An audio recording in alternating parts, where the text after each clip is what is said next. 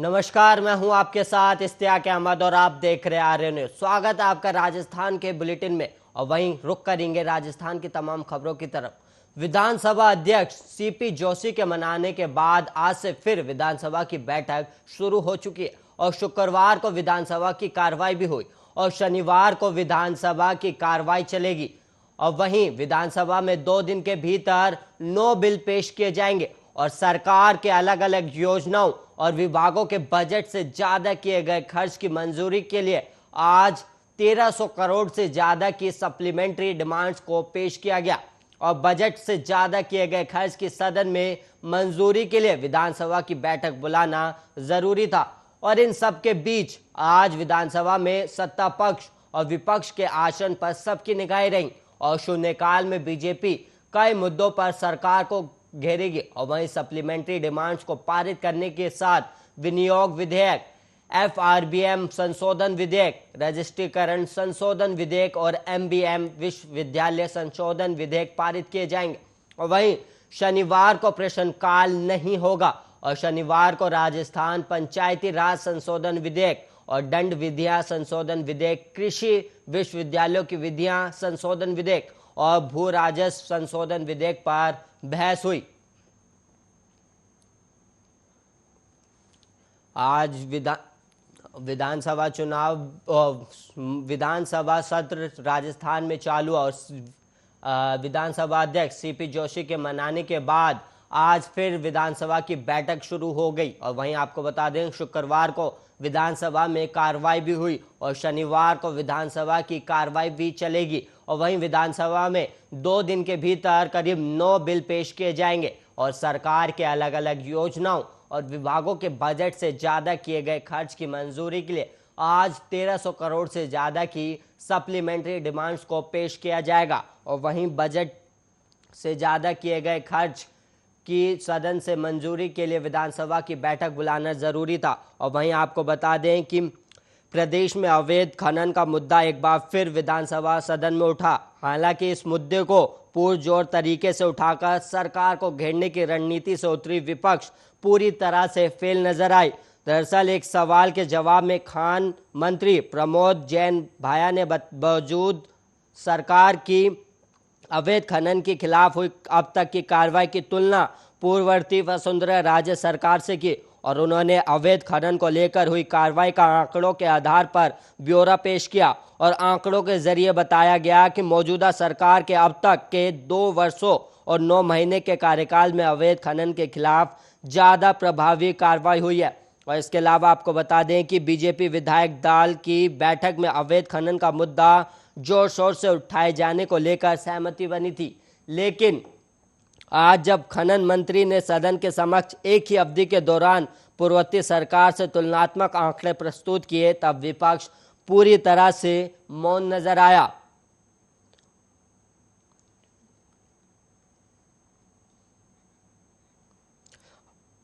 और वहीं आपको बता दें मंत्री प्रमोद जैन ने बताया कि जहां बीते 2 साल और 9 महीने के कार्यकाल में मौजूदा सरकार ने कुल अवैध खनन के 32,500 प्रकरण दर्ज किए हैं, जबकि पूर्ववर्ती सरकार के दौरान इस अवधि में सिर्फ 12,439 प्रकरण ही दर्ज हुए थे। और इसी तरह से सरकार ने जहां 2,639 एफआईआर दर्ज की है और वहीं इससे पहली सरकार ने 2,030 एफआईआर दर्ज की थी।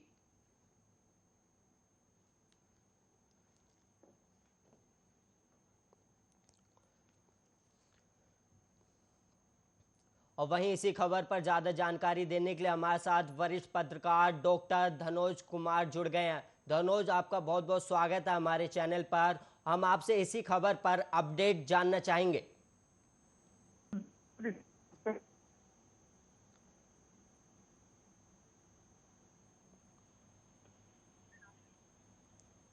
धनोज, आपकी आवाज नहीं मिल पा रही है हमें। अब आ रही है जी।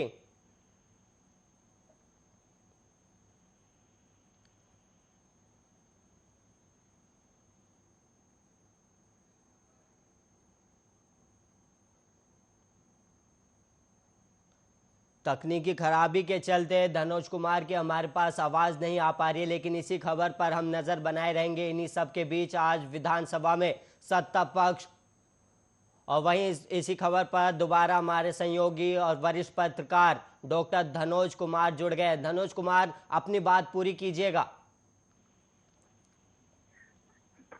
मेरी आवाज आपको आ रही है? जी। हाँ।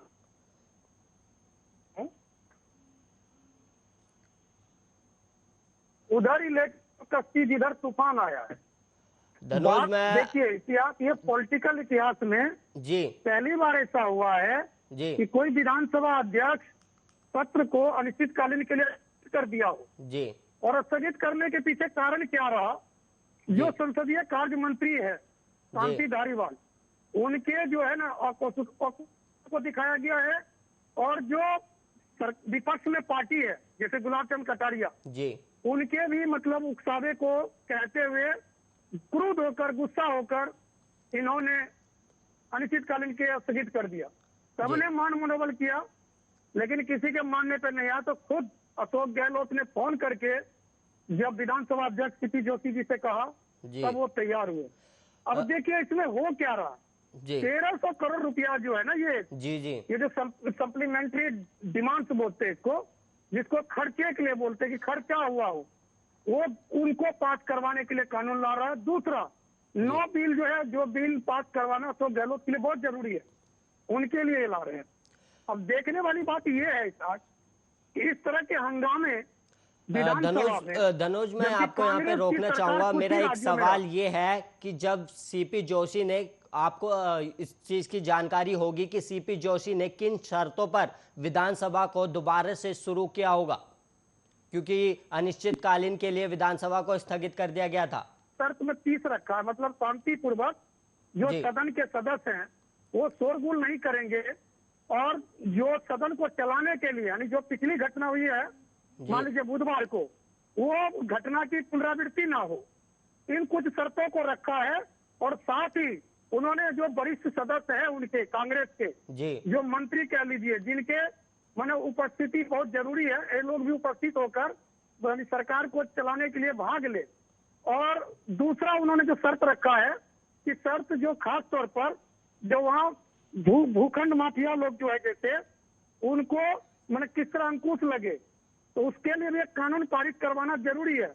क्योंकि ये जब चुनाव लड़ रहे थे तो उसी टाइम इन्होंने घोषणा किया था कि जब हमारी सरकार होगी और हम आम ओहदे पर बैठेंगे, तो जो खनन माफिया है उनको सबक सिखाने के लिए धनुष मैं यहाँ पे एक सवाल ये पूछना चाहूंगा। आप जो भू माफिया के लिए बता रहे हैं, भू माफिया को लेकर आज सरकार को घेरने की कोशिश की गई थी, और वहीं पे खनन मंत्री ने उनका पलटवार करते हुए 2 साल का जो कार्यकाल था राजस्थान सरकार का, जो अभी कांग्रेस की सरकार है, और उन्होंने उसकी तुलना जो पहले की सरकार थी उससे की थी। और इस बीच जब उन्होंने जवाब दिया तो जो विपक्ष था वो काफी शांति से बनाए बैठा रहा, लेकिन इस बार विपक्ष कुछ सवाल नहीं कर पाया क्योंकि उन्होंने आंकड़े भी प्रस्तुत किए थे। इसको लेकर क्या कहेंगे आप? देखिए, इसका कैसा है, जिस मंत्री की आप बात कर रहे हैं, लेकिन वहाँ ये राजस्थान के लोग तो कहते हैं कि दूध की रखवाली करने के लिए दिल्ली को ही दे दिया है। वहाँ भी तो सरकार बैक फुट पे है। जिस आप प्रमोद जैन की बात करते हैं, जिस खनन माफिया, उसके देख रेख में, उसके संरक्षण में जिस तरह से वहाँ लाल पत्थरों का कटना, ये सब जो हो रहा है अवैध तरह से, तो वहाँ पर जो हो रहा है, तो वहाँ के लोग कह रहे हैं, विपक्ष भी कहा है, कई पार्टी के लोग इस बात को कहते हुए सुना गया है, खासतौर पर जो राजस्थान के प्रबुद्ध लोग वो कहते हैं कि सरकार जो दूध की रखवाली करने के लिए काली दिल्ली को ही बिठा रखा है। मंत्री को दबे जुबान तो विपक्ष भी ये मांग कर रहा है, लेकिन सवाल यह है कि कांग्रेस पहले ही कई अंदरूनी मामलों से जूझ रहा है। जैसे सचिन पायलट गुट के जितने भी विधायक है, उनके क्षेत्र में हो रहे अवैध वसूली, अवैध खनन, मान लीजिए तस्कर बकर होना, ये सब। लेकिन देखने वाली बात यह है कि सदन की जब बात आती है तो सदन में जो सरकार के नुमाइंदे जैसे संसदीय कार्य मंत्री शांति धारीवाल और मान लीजिए विपक्ष के गुलाब कटारिया और उप नेता जो राजेंद्र राठौर है, इन लोग का भी कर्तव्य बनता है। क्योंकि देखिए, सरकार का भी कर्तव्य है कि विपक्ष के लोग को सदन शुरू करने से पहले सर्वदलीय बैठक बुलाकर उसको बताना होता है कि ये बिल पर चर्चा होगी ये बिल हम पास करेंगे। जी। तो कहीं ना कहीं सरकार के आस्तीन में सांप है। सरकार यह बात विपक्ष को बताना नहीं चाह रहा, इसलिए बुधवार को विपक्ष ने हंगामा खड़ा किया। जो विपक्ष का धैर्य है वो जवाब दे दिया। तो जवाब दे दिया तो जो उसका संवैधानिक रूल है, उस जी। संवैधानिक रूल के तहत जो धरना प्रदर्शन या मान लीजिए शोर शराबा वो तो करेगा विपक्ष, जी, लेकिन जी। इससे हाथ होकर विधानसभा अध्यक्ष ने अनिश्चितकालीन तक के लिए घोषित कर दिया कि अनिश्चितकालीन तक विधानसभा सत्र नहीं होगा, मतलब बंद किया जा रहा, प्रतिबंधित किया जा रहा। धनोज, मैं यहाँ पे एक सवाल और पूछना चाहूंगा। जब राजस्थान विधानसभा का सत्र चल रहा था, उस दौरान बीजेपी किन बड़े मुद्दों पर राजस्थान सरकार पर हावी रही? देखिए स्टाक उनका तो देखिए बीजेपी एक ही बात को उठा रहा, खासतौर पर वो जो तस्कर लोग हैं, खासतौर पर वहाँ की जो लाल पत्थर है जो काफी बिकता है, मतलब उनकी रेट वेट जायज है। दूसरी बात जो छोटे छोटे बजरी के लिए जो पत्थर होते हैं जिनकी अवैध रूप से, उन पहाड़ों को भी तोड़ा जा रहा है। जिन पहाड़ों को पुरातत्व विभाग ने भी तोड़ने से मना किया है, जो सर्वे डिपार्टमेंट ने मना किया। तो बीजेपी की जो दर्द है, बीजेपी देखिए बीजेपी तो पहले सरकार में थी जी, वो भी तो जानता है। मैं तो आपको तो एक बात धनुज, यहाँ पे जब जब बीजेपी ने सवाल पूछा कि जब एफआईआर के मामले में, तो जो खनन मंत्री थे उन्होंने पूरा ब्यौरा दिया। उन्होंने कहा कि 2 साल या 3 साल के अंदर अंदर करीब कांग्रेस सरकार ने करीब 32,000 एफआईआर दर्ज किए। और उन्होंने बीजेपी सरकार पर यह भी आरोप लगाया जब उनकी सरकार थी तब सिर्फ 12,000 ही एफआईआर दर्ज की गई थी। इस टाइम भी सरकार की फजियत ज्यादा हुई है, क्योंकि जिस तरह से अनिश्चितकालीन के लिए स्थगित किया गया, उसको लेकर पूरे मीडिया जगत में सरकार को ही थू किया जा रहा है। विपक्ष तो अपना काम कर ही रही थी ना जी। विपक्ष का काम ही है कि आप जो बिल ला रहे हो उस बिल को जो कम से कम इंट्रोड्यूस तो करो। अभी जैसे मान लीजिए केंद्र में कृषि बिल लाया कोरोना काल में, तो आज कांग्रेस ताल ठोक के बोल रहा, राहुल गांधी जो कांग्रेस के नेता है, सांसद सदस्य पूर्व अध्यक्ष है, वो हर बात पर ट्वीट कर देता है कि चोरी ले आया, जबकि बीजेपी ने ताल ठोक के लाया था ये बिल। तो जब कहने का मतलब आप एक दूसरे पर आरोप लगाओगे, तो फिर विधानसभा में जो विपक्ष के नेता बीजेपी जो कम से कम 10-20 साल सरकार चलाया हो, और ऐसे भी प्रतिपक्ष के नेता गुलाब कटारिया जिनको हर चीज पता है, तो भाई विपक्ष तो अपना काम करेगी ना, चिल्लाएगी चीखेगी। और वो विधानसभा को नागवार गुजरा, क्योंकि कहीं न कहीं सरकार की फजियत हो रही थी। और सीपी जोशी जी जो केंद्र में भी मंत्री रहे, उनको एक लंबा अनुभव है, वो जान रहा है कि कहीं न कहीं सरकार बैकफुट पे है। तो उनका जो अपना एक संवैधानिक हथियार था, अनिश्चितकालीन के लिए स्थगित कर दिया। धनुज, मैं एक सवाल और लूंगा यहाँ पे, आखिरी सवाल। ये जो 1300 करोड़ का जो सप्लीमेंट्री डिमांड था, क्या ये प्रस्ताव पास होना चाहिए? इस पर क्या आपकी राय है? देखिए सर, मुझ जैसे पत्रकार इसको लूट बोलते हैं। जो 1300 करोड़ है ना जी, सप्लीमेंट्री डिमांड है क्या जी, इसको बोलते हैं अतिरिक्त खर्चा जी। ये तो बिल होना ही नहीं पास, क्योंकि ये जो जनता का पैसा है, जो टैक्स पेयर ऑफ राजस्थान, उनके पैसे की लूट है। अरे आप कौन सा अतिरिक्त खर्चा किया, पहले वो तो बताओ। पहले उस पर चर्चा होना चाहिए कि सरकार किस मद में 1300 करोड़ रुपया खर्च किया। जैसे घर के गार्जियन भी अपने बच्चे को पॉकेट मनी देता है, तो अगले महीने पूछ लेता पॉकेट मनी कहाँ कहाँ खर्च किया। नहीं तो बाप जो अपने बेटे को बिगाड़ रहा है, तो ठीक उसी तरह सरकार जो ये बिल लाने की कोशिश कर रहा है, तो ये सरकार अपने बिगड़े हुए नेताओं को और बिगाड़ रहा है। ये जो सप्लीमेंट्री डिमांड है क्या, ये अतिरिक्त खर्च है। और अतिरिक्त खर्च किस मद में किया, ये तो राजस्थान के जनता को जानने का अधिकार है। सरकार पहले बताए कि 1300 करोड़ रुपया कहाँ खर्च हुई और कहाँ होगी, तब जाके ये बिल पास करना चाहिए। इसको मुझ जैसे पत्रकार लूट बोलते हैं। लूटने का तरीका, ये जो सरकार है ना, इसमें मिली भगत है। तो कहीं न कहीं विपक्ष भी इस बात को लेकर नाराज है कि सरकार 1300 करोड़ कैसे लूट रही है। तो आप समझ रहे, मोटा मोटा वो बात नहीं बोल सकता आपके शो में। जो विपक्ष का भी उनको संज्ञान में नहीं दिया गया, उनको अपने फेवर में नहीं किया गया, और बिल को इंट्रोड्यूस नहीं किया गया।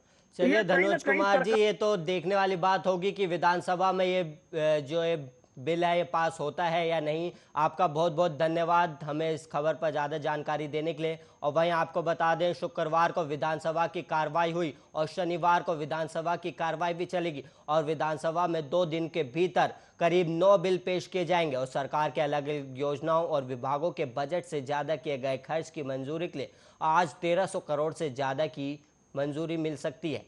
और वहीं बढ़ेंगे अगली खबर की ओर, जहां पर राजस्थान लोक सेवा आयोग ने एसआई भर्ती परीक्षा 2021 आयोजित कराई थी, और परीक्षा सेंटर के वीडियो और ओएमआर सीट सामने आने के बाद प्रशासन की ओर से कार्रवाई की गई और आरपीएससी जांच कराई तो मामला अलवर जिले का निकला और इसके बाद अलवर एडीएम ने हनुमानगढ़ निवासी अभ्यर्थी के खिलाफ गोपनीयता भंग करने के आरोप में कोतवाली थाने में एफआईआर दर्ज कराई है और केंद्र के अध्यक्ष, उप अध्यक्ष और 2 परीक्षकों को चार्जशीट जारी की है। और एडीएम और exam coordinator doctor Sunita Pankaj ने बताया कि हनुमानगढ़ निवासी अभ्यर्थी जयदेव शर्मा ने राजेंद्र नगर स्थित नेहरू बाल विद्यालय के एग्जाम सेंटर से ये वीडियो और फोटो लिए थे और अभ्यर्थी ने एग्जाम की गोपनीयता को भंग किया था और ऐसे में उसके खिलाफ एफआईआर दर्ज करवाकर सेंटर पर ड्यूटी देने वाले अधिकारियों को चार्जशीट सौंपी है। और एडीएम पंकज ने बताया कि अभ्यर्थी ने 15 सितंबर को पहली पारी में एग्जाम देने के बाद जब अभ्यर्थी बाहर निकल रहे थे तब ओएमआर सीट लेने से तुरंत पहले स्टूडेंट ने अपना मोबाइल ले लिया और इसके बाद सेंटर और ओएमआर सीट के फोटो वीडियो बना लिए और इससे पहले स्टूडेंट के मोबाइल वहीं जमा कराए गए थे और इसी को फायदा उसने उठाया।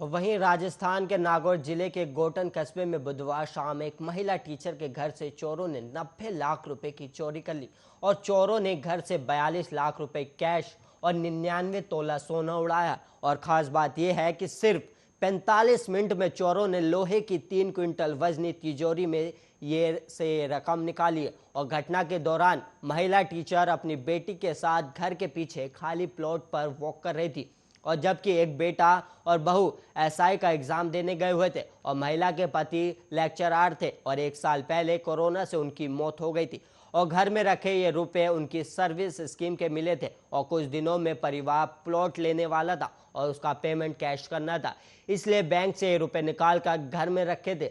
और वहीं जानकारी के मुताबिक अज्ञात चोर कमरे की खिड़की से घर में घुस गए और चोर ने अलमारी में चाबी निकालकर तिजोरी खोली और महज 45 मिनट में ही अंदर रखे 42 लाख रुपए कैश और 99 तोला सोना के जेवरात लेकर फरार हो गए।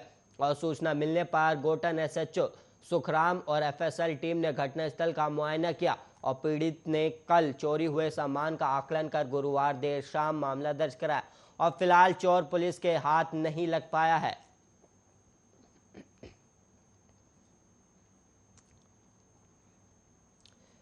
उदयपुर राजसमंद जिले की बॉर्डर पर गुरुवार देर रात को बड़ा सड़क हादसा हो गया और हादसे में 3 लोगों की मौत होगी और 8 लोग घायल हो गए और वहीं कार सवार दंपति सहित एक अन्य महिला की मौके पर ही मौत होगी। और जानकारी के अनुसार हाईवे पर निर्माण कार्य के चलते दोनों ओर का यातायात एक ही लेन से चल रहा था। नाथद्वारा से उदयपुर जाने वाले मार्ग को बंद कर दिया गया था और इस दौरान उदयपुर की तरफ से आ रहे 2 ट्रक, 2 कार और एक बाइक नाथद्वारा की ओर से जा रहे डंपर और कार से भिड़ गए और हादसे में कुल 7 वाहनों की भिड़ंत हुई। और पुलिस ने बताया कि उपली ओड निवासी अंबाबाई पत्नी गणेश लाल कुमार, कांकोरोली शिव कॉलोनी निवासी नौजी बाई और वहीं मांगी लाल हादसे में मौत हो गई और हादसे में उपली ओडन निवासी दयाशंकर, वीरूनाथ, अमरनाथ, आयुष, भरतपुर निवासी आरिफ हरियाणा, डुंगजा निवासी मुफेता, गोगुंदा निवासी भूपेंद्र, भरतपुर के तिलकनगर निवासी तारीफ और उपली ओडन निवासी प्यारी बाई घायल हो गए हैं।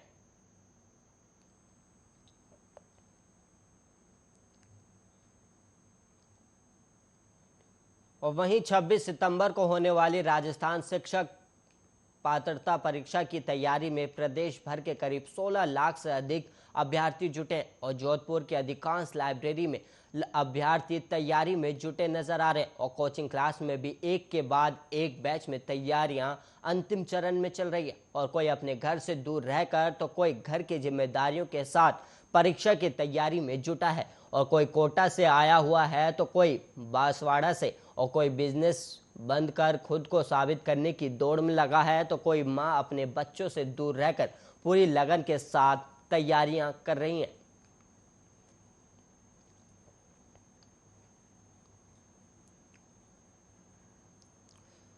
और वहीं राजस्थान में बिजली संकट गहराया हुआ है और सरकार को 20 रुपए प्रति यूनिट तक बिजली खरीदनी पड़ रही है। और इसके उलट जिले के मकराना क्षेत्र के कालवा गांव में डिस्कॉम के एक टेक्निकल हेल्पर ने सारी हदें पार करते हुए स्वयं के रास्ते पर ही बिजली घर का संचालन शुरू कर दिया। और कालवा गांव में डिस्कॉम ने टेक्निकल हेल्पर रामनिवास पुत्र मगना राम मेघवाल को 3 साल से फीडर इंचार्ज बना रखा था और अभी तक के खुलासे में 8 से 9 लाख का घपला सामने आ चुका है। लेकिन और मामले सामने आ सकते हैं और वहां पर काम के दौरान लोगों ने उससे बिजली कनेक्शन करवाने के लिए संपर्क किया और टेक्निकल हेल्पर रामनिवास ने ग्रामीणों से डिमांड नोट के नाम पर 3-3 हजार रुपये वसूल किए और बगैर किसी कागजी खानापूर्ति के पोल से बिजली कनेक्शन देकर मीटर भी लगा दिए। और कनेक्शन के 2.5 साल बीत जाने पर भी जब ग्रामीणों को बिल नहीं आए तो उन्होंने डिस्कॉम ऑफिस में संपर्क किया। तब उन्हें पता चला कि उनके तो कनेक्शन ही फर्जी हैं और अब मामला खुलने के बाद डिस्कॉम ने आरोपी टेक्निकल हेल्पर को निलंबित कर दिया है।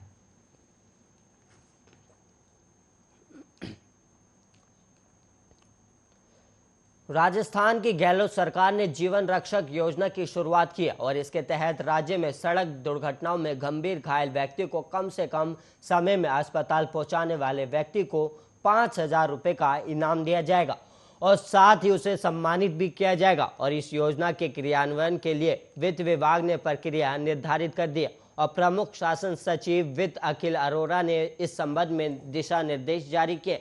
और चिकित्सा और स्वास्थ्य मंत्री डॉक्टर रघु शर्मा ने बताया कि बजट घोषणा के मुताबिक जीवन रक्षक योजना चिकित्सा और स्वास्थ्य विभाग के माध्यम से चलेगी और योजना का पूरा खर्च बजट समर्पित सड़क सुरक्षा कोष द्वारा उठाया जाएगा। और उन्होंने बताया कि सड़क दुर्घटना में घायल व्यक्ति को समय से राज्य के सरकारी या निजी अस्पताल में पहुंचाने वाले व्यक्ति को इस योजना का लाभ मिलेगा। और योजना को सफल बनाने के लिए सड़क सुरक्षा कोष से जन स्वास्थ्य विभाग के निदेशक को 5 करोड़ की राशि आवंटित की जाएगी। और घायल व्यक्ति को अस्पताल पहुंचाने वाला व्यक्ति अगर अपनी पहचान बताने और योजना का लाभ लेने के लिए तैयार है तो उसे नाम, पता और मोबाइल नंबर जैसी कुछ सामान्य जानकारी अस्पताल के इमरजेंसी रूम में कार्यरत मेडिकल अधिकारी को देनी होगी। और ऐसे व्यक्ति का इच्छा के अनुसार अस्पताल छोड़ने की भी अनुमति होगी। अगर घायल व्यक्ति गंभीर श्रेणी का है तो मदद करने वाले व्यक्ति को 5,000 रुपये का पुरस्कार और प्रशस्ति पत्र दिया जाएगा। अगर एक से अधिक व्यक्तियों ने घायल की मदद की है तो सभी में सामान्य रूप से पुरस्कार की राशि बांटी जाएगी और मेडिकल ऑफिसर से यह तय करेगा कि घायल व्यक्ति गंभीर श्रेणी का है या नहीं।